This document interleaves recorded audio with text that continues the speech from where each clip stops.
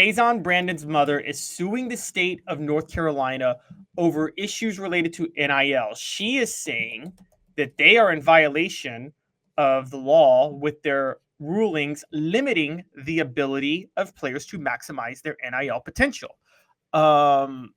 She basically, the lawsuit basically says that it's restrictions on public high school athletes to earn money off their name, image, and likeness is in violation of federal law, and that they should be allowed to do that. Brandon, as we all know, committed to Tennessee back on August the 3rd, arguably the number one quarterback in the 2026 class out of North Carolina. His mother, Rolanda Brandon, filed the suit last week in Wake County Superior Court, which names the North Carolina State Board of Education and the Department of Public Instruction as defendants, according to ESPN.com. Okay, let me get your initial read on this. What do you think? Well, my thoughts on this are, this is something that could end up hurting Tennessee if they, we're talking about a recruit suing their home state that's committed to Tennessee, and people may want to be excited about that, and I get it. But guys, what the lawsuit is covering is something that could negatively affect Tennessee, because Dave, correct me if I'm wrong, but as far as I'm aware, Tennessee doesn't let high school athletes make money off their name, image, and likeness either right now. And I'm going to give Dave credit on this. He has been out ahead of this for a long time because Missouri was the first state to do it.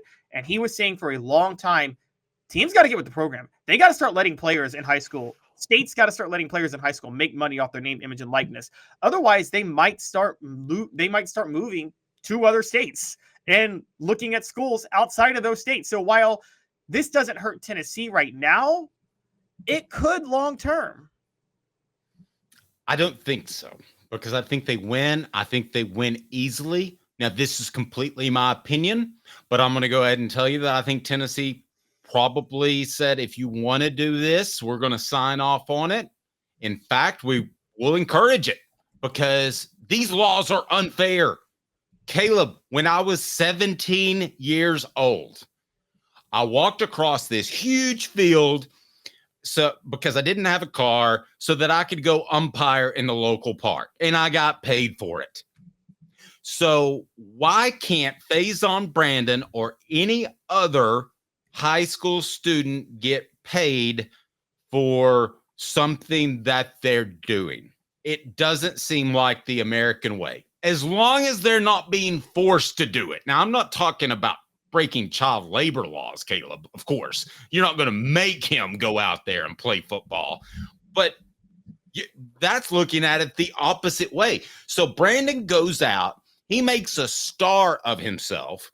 He's worth something because somebody wants to give him some cash, or this wouldn't have come up. Oh, I know the story of giving the cash. If you want me to tell that real quick. Yeah, who wants to endorse Faizon Brandon? So basically, according to the complaint, a prominent national trading card company had agreed to pay Faizon to sign memorabilia before graduation, which would have offered the family financial security for, quote, years to come, had he been allowed to do it. Wow. Are we talking about high school players becoming millionaires? Possibly. And so they are saying that this would have offered them a certain level of financial security.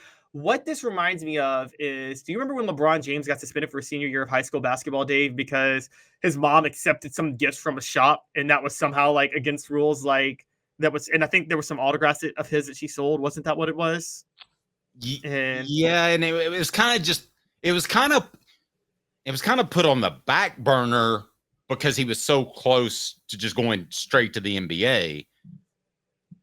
My concern is with Faizon Brandon, it could have some sort of effect on him, be a distraction, because he's still got, another year left? 2 years? He's got 2 years left. 2 years left to deal with this. So I hope he's able to compartmentalize for the young man's case. But that LeBron was different. You kind of knew. I mean, he was a 1 in a million. You knew he was probably getting money. He was showing up to school in nice cars, and you got all that. And I'm old enough to remember that. But this to me is another prospect. So how big could this be for Faizon Brandon if he wins? Could not only change the laws in North Carolina, but it could change the laws everywhere. And I am going to plead ignorance on this. I'm not 100% certain of individual state laws on NIL, but it sounds like they're being challenged. And I find it very interesting that Tennessee is in the middle after being victorious in court before concerning NIL. They're in the middle of it again. And I say kudos to them. Go out and change things. What is it? Quiet men rarely make history or something like that. If Tennessee in some ways pushed him or told him, I don't think this is a bad idea. Ultimately, it's going to be the Brandon's family's decision. They're not just going to be puppets. But if they endorse this, good for the Vols. No, I'm actually totally with you on this. And also, I think one of the things that will help Tennessee and anybody that he's playing for is this is what you want your mother to do. I think Faizon Brandon is going to be okay because you know what? His mother is doing the lawsuit. Basically, I feel like he can't sue him because he's not 18 yet. Yeah, she's saying you go play, you go focus on football, you let me focus on this. By the way, let's call it what it is. You guys know the history of some North Carolina athletes. There's this really famous athlete who his entire net worth is based on his mother's ability to negotiate with Nike. And that would be Michael Jordan. You guys should see the movie Air. Michael Jordan's mom was the brains behind Michael Jordan's success financially, more than anything else. And sorry, we're going to say something. Well, no, I agree. She was very involved, but the difference is she was very involved when he was about to go pro. She wasn't very involved when he was 16. Right. But this woman, his mom is not being involved when her son's 16 in a way that could get her son in trouble or get her son suspended from anything. She's just fighting the good fight. And who doesn't want their mom fighting the good fight for them? And so, I mean, I think that's perfect. I think this is a great situation for Tennessee. And imagine if Tennessee goes from Nico Iamaleava to Faizon Brandon, and they basically have two quarterbacks, Dave, that could be at the heart of overhauling rights for athletes more than any other two quarterbacks, more than any other two athletes in the last 100 years, quite honestly. Okay. I'm going to ask you a question in two different ways, and I think I'm going to get two different answers. So this will be today's tough question, and it's brought to you by our good friends at Work Trucks. I think this one's going to get you, Caleb. Here we go. Today's tough question. Today's tough question. Take a side. Take a stand. The Dave Hooker Show, a presentation of offthehooksports.com. It's also our poll question, and it's on the message board now. That's the first question, Caleb. This is a two-parter. It's only going to be a one-parter on YouTube because we only have so much flexibility. Should high school players get NIL? Yes or no? I didn't even expand on it. That's what I went with. It's the most simple question ever. That's the first question. Should high school players get NIL? Yay or nay? Yes. Yes, they should get NIL. They should be allowed to get NIL all day. And I mean, I'm going to say it. We have governors in this country right now across the country. One is in Arkansas that is bringing back child labor, signing laws allowing kids under 14 to work. But then you say they can't make NIL when they're playing high school football. How does that make sense? How do you say in a place like Arkansas you can have child labor, but you can't make money off your name playing football? Are they only allowed to make money if they're working in the mines? You know what I mean? So it's like, how could you do that? Of course they should be allowed to make money off NIL. 90% of the time, 16-year-olds in every state in this country, a 16-year-old is allowed to have a regular day job, right? I'm with you. But because listen, all those track stars that you may have watched over the Olympics and based off the TV ratings, you didn't. But all of those track stars that you knew their name, even the big rugby girl that you kind of knew her name, they made money. I mean, and the players that went and played, and this is a clarification on an earlier point Caleb and I were talking about because I looked it up. The NBA players that went over there and played for the Olympics, they made money through their endorsements. They didn't get paid directly from the IOC. So basically, anybody that's anybody got a pretty good payday if they went to the Olympics. So you would have to change laws that would affect them as well. So my question is, Caleb, if you were the king of football, would you allow NIL in high school football? Because this is where I'm afraid that you and I are going to differ. I'm not afraid. I think we'll be okay. We're friends. But that's the way I'm going to phrase this question specifically.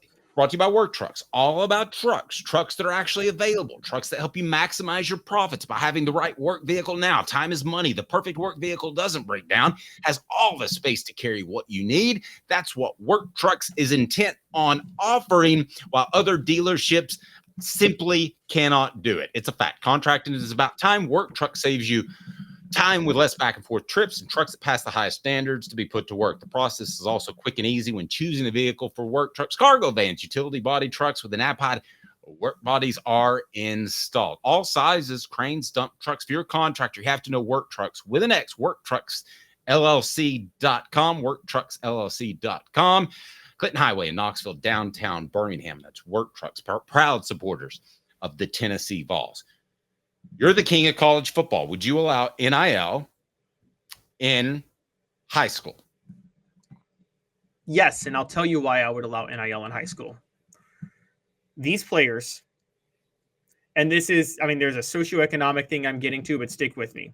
One of the biggest things that holds high school kids back in this country today, whatever you're trying to be good at, is your socioeconomic status. Guess what? The poorer you are, the more likely you are to have to work a job to make money. And if you have to work a job to make money, it cuts into your academics, it cuts into your extracurriculars, and it pushes you behind other kids who may not have to worry about that, which is why they get all the scholarships and they get all the acceptance into college. The same as with football. If you are an elite athlete, but you have to, after football practice, go work at Baskin Robbins to make sure your family has something to eat at the end of the day, and you have to go to school, you're not going to be able to work on owning your craft as a football player the way a kid who doesn't have to do that will have to. So you are literally suppressing the potential of many kids of lower socioeconomic statuses by not letting them make money off their NIL. If they can make money off their NIL, they may not have to work that extra job when they get out. Okay. Again, reset it. A lot of people just now joined. Please hit the like and subscribe button. And not only do I want you to vote on the poll question, and that is, should high school players get NIL, but I also want your comments because I want your feedback, because Caleb laid it out there philosophically. He's exactly right.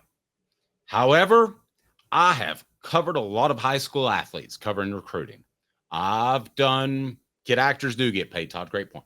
I have on the message board. I have covered high school football to some extent. I think it would be a disaster. And I think Simone Biles and the Olympians that we know train for the most part on their own. But Caleb, when the starting quarterback rolls up at Powell High School in a Lamborghini, I don't think those kids are mature enough to handle something like that. I think that the guys on Tennessee's roster are mature enough to say, Nico's Nico. He's the quarterback. He makes more money. That's life. But I don't think you know that necessarily when you're 16 years old. If I was the king of all sports, I would put some sort of limit on it, and that would be 18 years old before you could make money. And I say that knowing that it sounds un-American, but I feel like this is just absolutely going to be horrible for high school football. I had semi-concerns about the same thing in college. And I talked to a couple of the football players, and they're like, of course Nico gets no money. So that was, and nobody's resentful of Nico for getting more money, or Cooper for getting more money because he's been out there so much, or Brew has been out there a lot in the Knoxville market. It's just not there. And I think it would be there in high school. Am I being old fuddy-duddy, or does that make sense? Dave, I would be on your side, but for one big reason I'm not. And this has been my thing. And this is always I'm going to be honest, it's always what's triggered me about the idea of we need to not let athletes maximize their value because of their maturity. And I don't care if it's high school or college.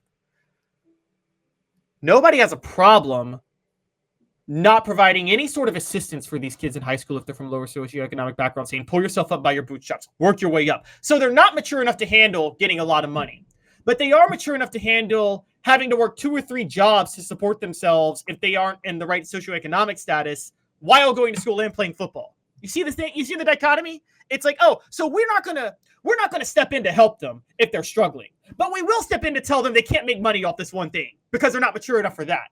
It seems like we're putting more and more minefields in front of kids who are of a certain background that it's so funny. In some ways we want to be capitalist, and then in other ways we want to be communist. In some ways we want to be like capitalism, make it on your own, pull yourself up by your bootstraps. And then when a kid says, okay, I can pull myself up by my bootstraps playing football and earning NIL money in high school, we say, no, you're not mature enough for that. Find another way to make money. Well, wait a minute. Which one is it? Pick.